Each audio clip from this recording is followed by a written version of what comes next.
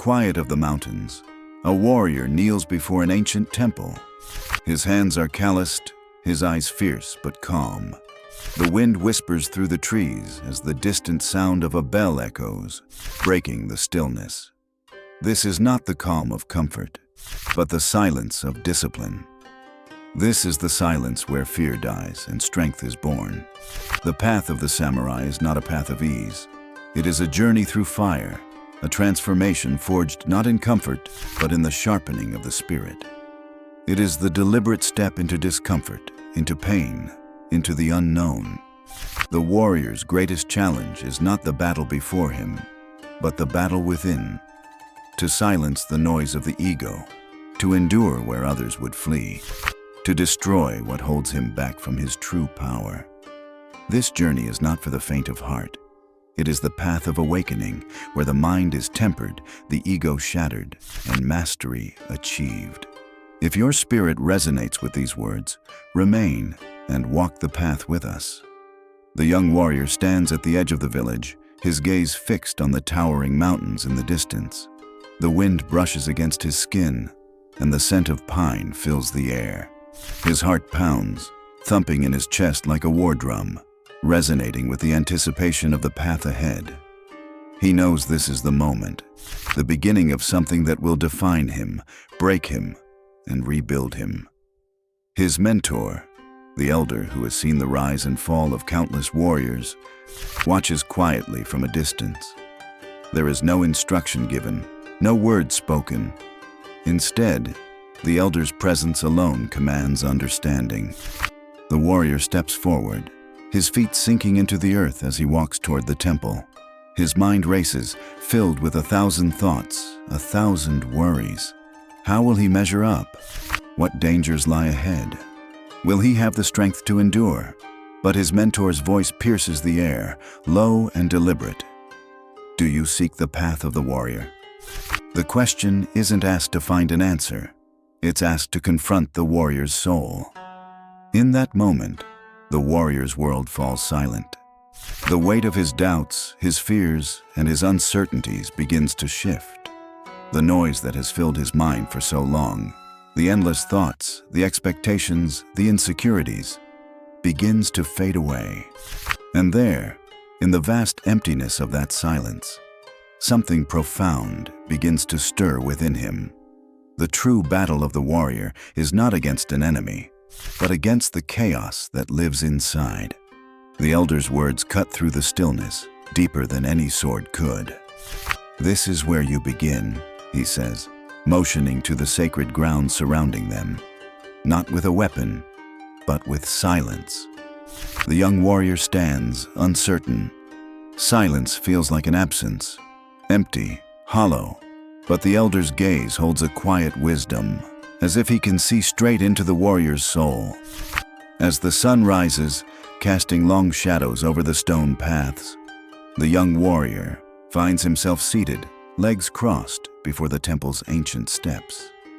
The wind howls through the trees, but in the silence that follows, he finds no distraction.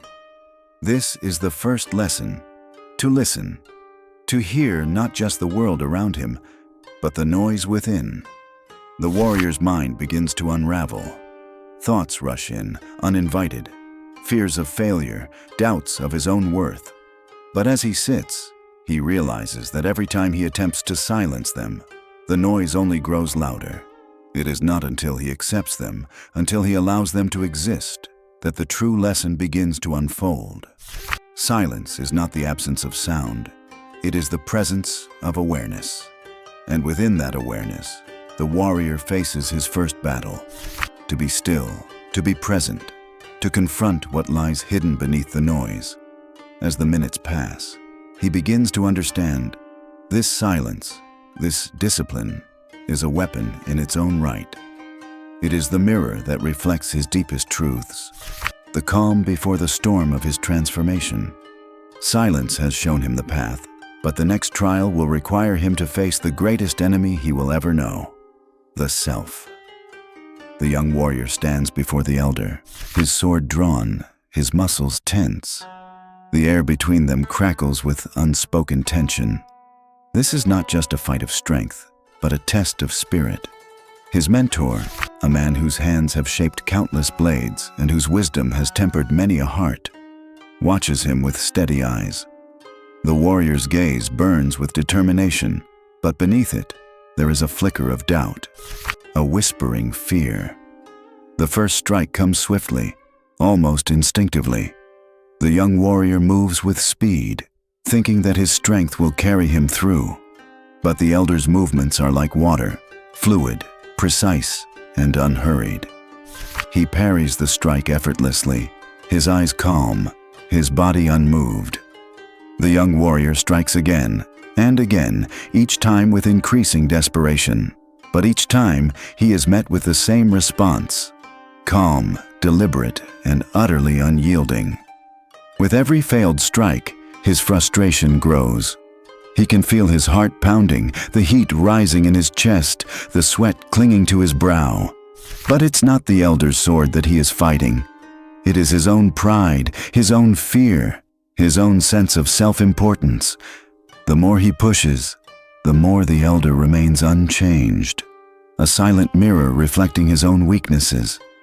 In that moment, the young warrior realizes something profound. Strength is not in the strike. It is in the pause between the movements, the space where the mind and the body come together in stillness. Each time he attacks in anger, he reveals his lack of control. And in that revelation, the ego that has driven him begins to shatter. The young warrior's breath comes faster, his mind clouded with anger and frustration. But the more he strikes, the more he is met with the elder's unwavering calm.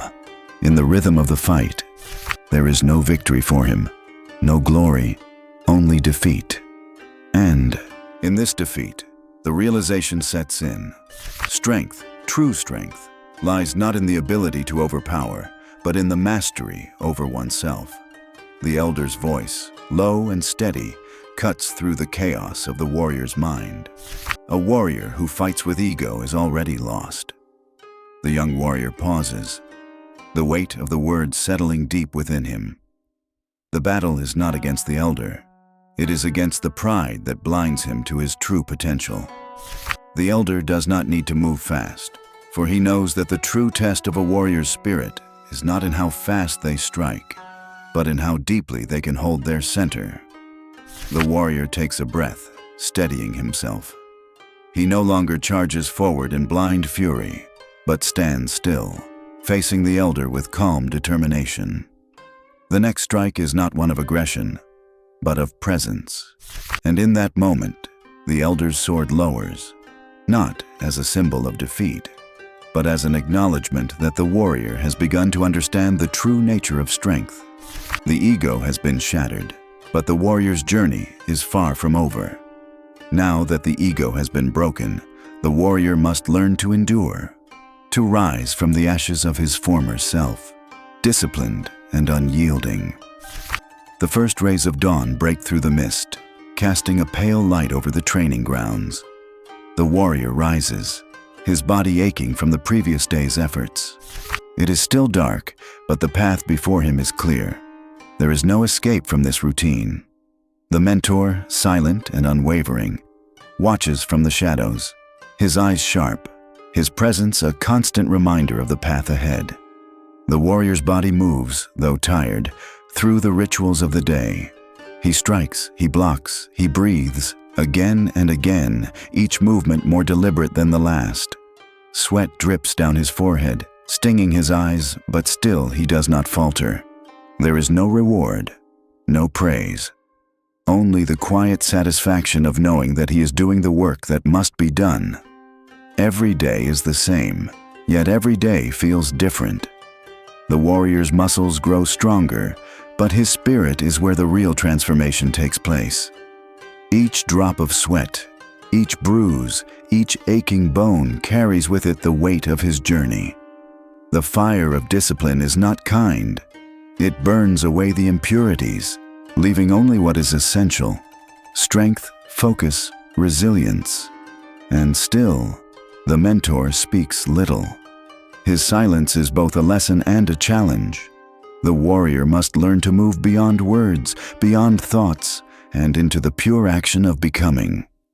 Days blend into weeks, the sun rising and setting without pause, marking the passage of time in silent rhythm. The warrior's body grows leaner, stronger, each movement more precise, each strike more assured. But it is in the stillness, after the sweat has dried and the bruises have faded, that he begins to understand the true nature of his struggle. Discipline is not about the weight of the body or the sharpness of the sword. It is the weight of the mind that must be carried.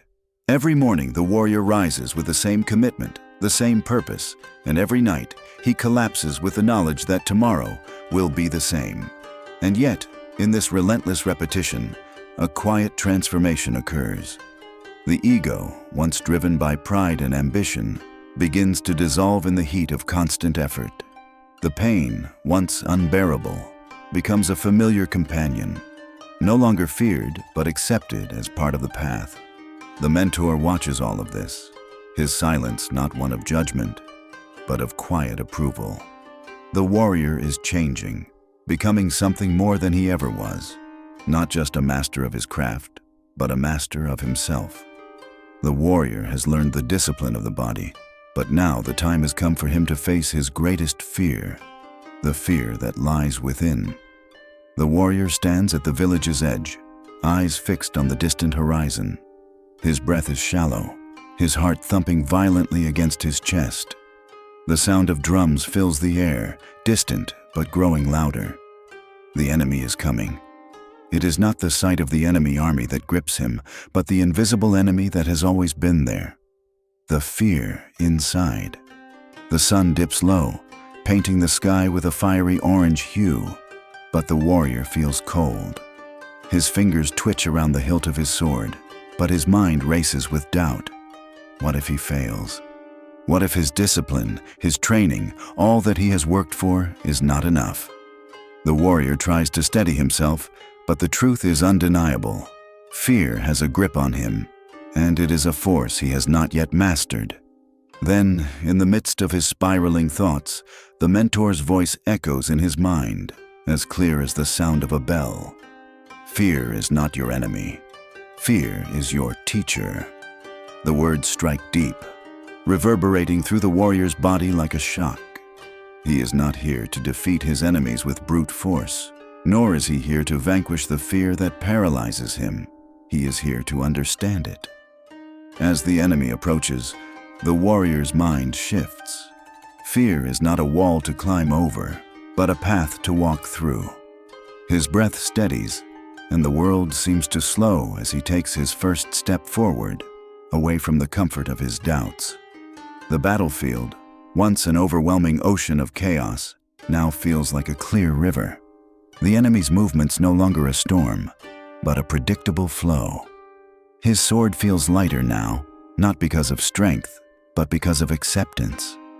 Fear still clings to him, but it no longer controls him.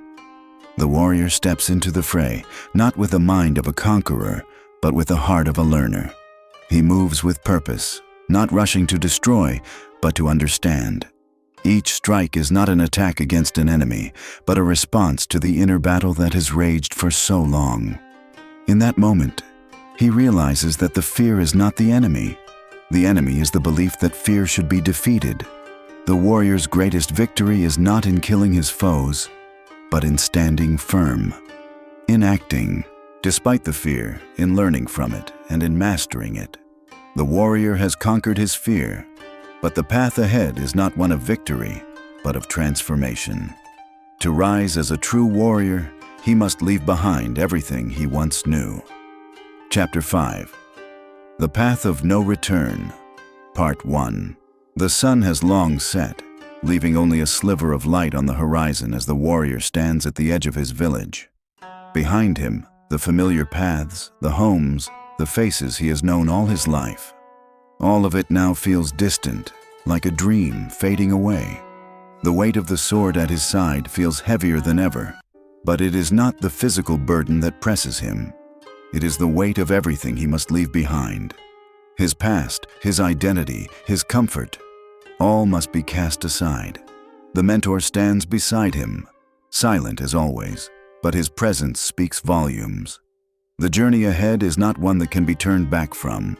There is no turning around, no safe haven to retreat to. The warrior's heart beats rapidly, but his hands are steady.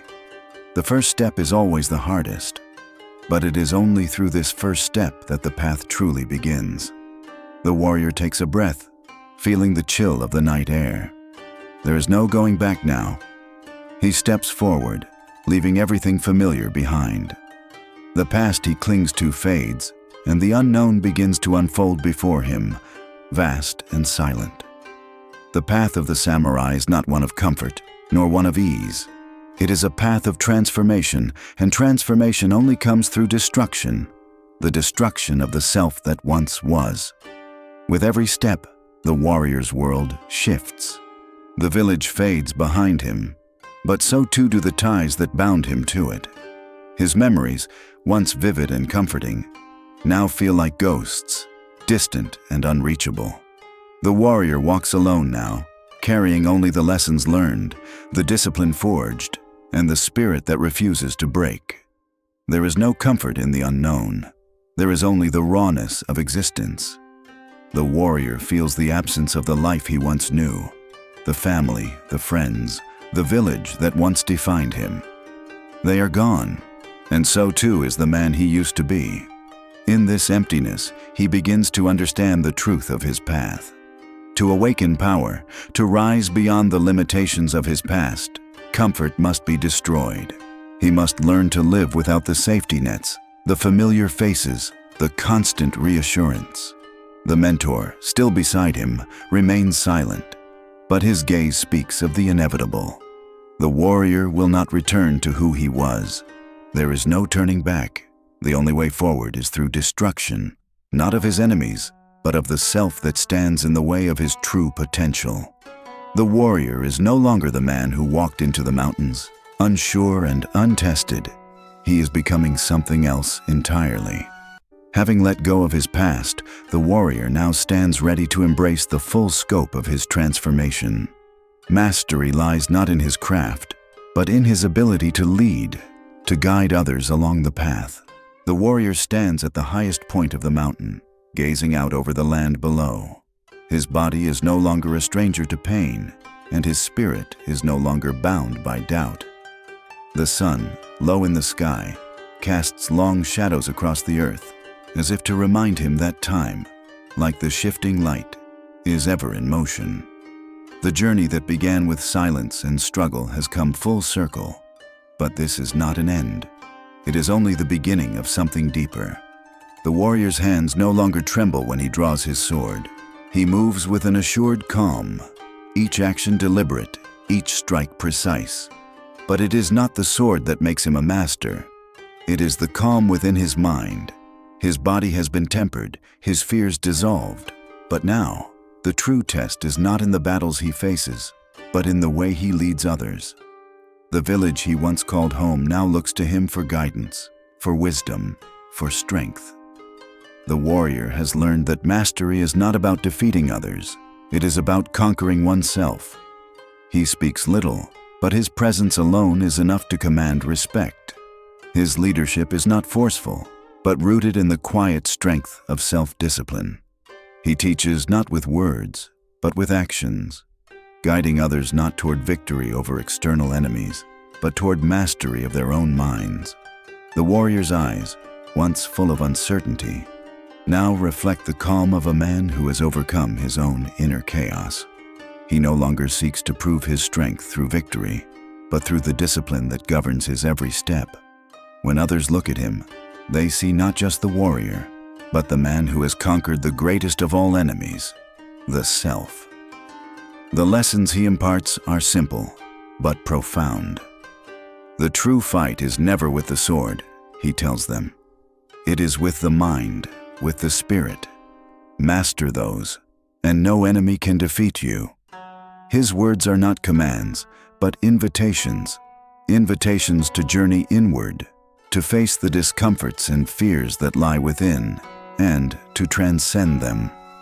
The villagers, young and old, listen with rapt attention, for they know that in his silence, in his steady presence, there is a truth that transcends all the noise of the world. The warrior now understands. Mastery is not a destination to be reached, but a lifelong path of self-overcoming. Each step is an opportunity to grow, to shed the limitations of the past, and to move closer to the essence of true power. And with this realization, he knows that the journey will never end, for there is always more to learn, more to conquer within. The warrior has learned that his greatest victory is not over others, but over himself. In the silence of his mind, the destruction of his ego, and the unbreakable discipline of his spirit, he has discovered the true power of the warrior.